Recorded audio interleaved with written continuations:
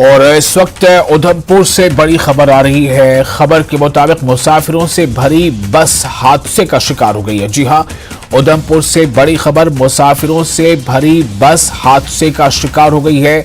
Jammu Srinagar national highway पर बस पलट गई है। ये खबर बन रही है कि जम्मू श्रीनगर नेशनल हाईवे पर बस के पलट जाने की यह खबर है। आप तस्वीरें देख रहे हैं। हादसे में कई मुसाफिर जख्मी हुए हैं।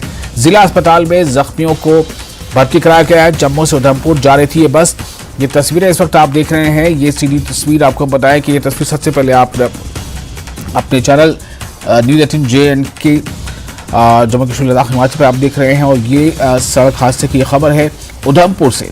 उधमपुर में जो एक सड़क हादसा पेश आया है और इस हादसे में एक मुसाफिर बस जो है वो हादसे का शिकार हुई है।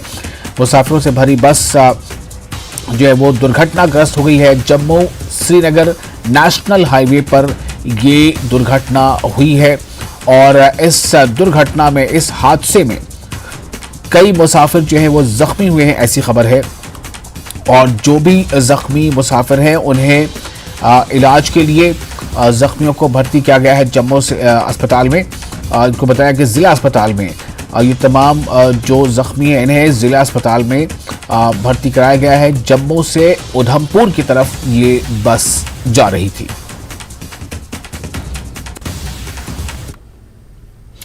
जम्मू कश्मीर के साबिक वज़ीर आला डॉक्टर फारूक अब्दुल्ला ने शहीदों को ख़िराज अक़ीदत पेश करने के लिए सांबा में मुनक़िद की जा रही विष्णु महायज्ञ में शिरकत की।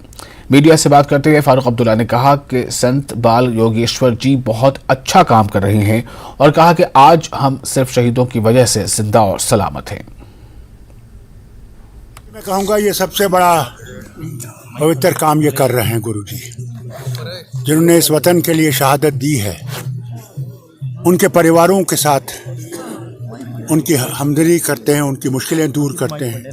सरकार जितना कर सके वो करेगी, मगर ये धर्म के रास्ते से उनकी मदद कर रहे हैं उनके दुखों को, क्योंकि वो वापस तो आ नहीं सकते, मगर जो दुख है उस दुख को कम करने की कोशिश करते हैं।